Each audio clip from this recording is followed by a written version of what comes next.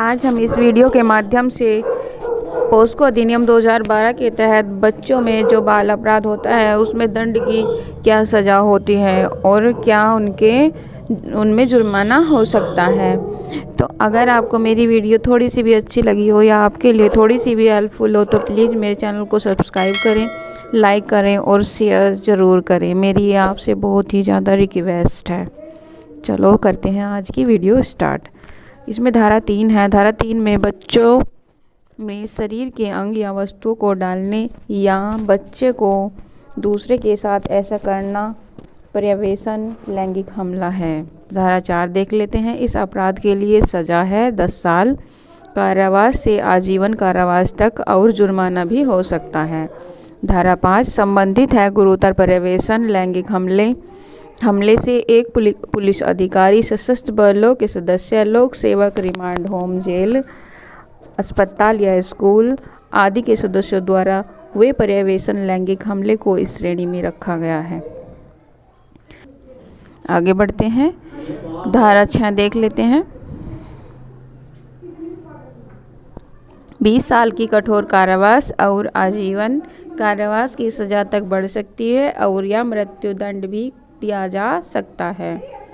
धारा 7 लैंगिक हमले यौन उत्पीड़न की मंशा से बच्चे के निजी अंगों को छूना, ये भी धारा 7 के अंतर्गत आता है। धारा 8 न्यूनतम 3 साल की कैद जो 5 साल तक बढ़ सकती है और जुर्माना भी हो सकता है। धारा 9 गुरुतर लैंगिक हमले से संबंधित पुलिस अधिकारी, सशस्त्र बलों के सदस्य, लोक सेवक, रिमांड होम, जेल, संरक्षण गृह, अवलोकन गृह, अस्पताल, शैक्षणिक संस्थान, धार्मिक संस्थान के सदस्यों द्वारा यौन हमला।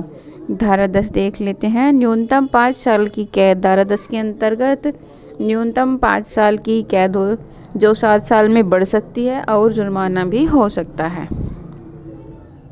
धारा 11 लैंगिक इरादे से बच्चे के साथ लैंगिक उत्पीड़न, किसी भी वस्तु, शरीर के अंग को दिखाना या किसी बच्चे को इशारा करना, बच्चे को उसका शरीर प्रदर्शन करने को कहना, प्रलोभन या धमकी से पर्सनोग्राफी के लिए बच्चे का उपयोग करना। धारा 12 3 साल तक का कारावास और जुर्माना। धारा 13 अश्लील प्रयोजनों के लिए बच्चे का उपयोग। धारा 11 का जो फर्स्ट भाग है। धारा 14 धारा में कई भाग हैं, अलग अलग हम उन्हें देखते हैं। 5 साल तक कारावास और जुर्माना और फिर दोबारा इसी अपराध को करने की स्थिति में 7 साल तक की सजा और जुर्माना हो सकता है। धारा 14 का अगला भाग देखते हैं। पर्यवेक्षण लैंगिक हमले द्वारा सीधे अश्लील कृत्यों में भाग लेना।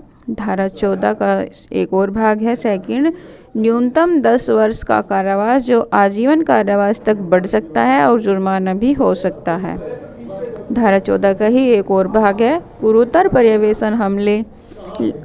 पर्यवेक्षण लैंगिक हमले द्वारा सीधे अश्लील कृत्यों में भाग लेना। धारा 14 का एक और भाग है आजीवन कारावास और कठोर कारावास।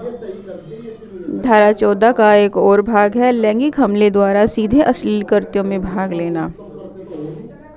धारा 14 का एक और फोर्थ भाग है न्यूनतम 6 साल की कैद और जो 8 साल तक बढ़ सकती है और जुर्माना भी हो सकता है। धारा 14 का पार्ट अभी 2 और हैं, ये भी देख लेते हैं। धारा 14 के 5वें भाग में गुरुतर लैंगिक हमले द्वारा सीधी अश्लील कृत्यों में भाग लेना। धारा 14 का 5वां भाग एक और है न्यूनतम 8 साल की कैद जो 10 साल तक बढ़ सकती है और जुर्माना भी हो सकता है।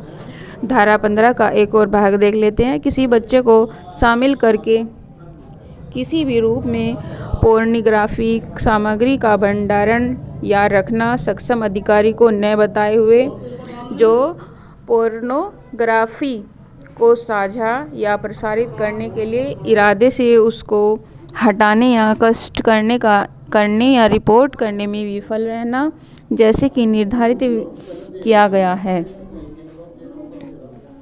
एक और भाग देख लेते हैं।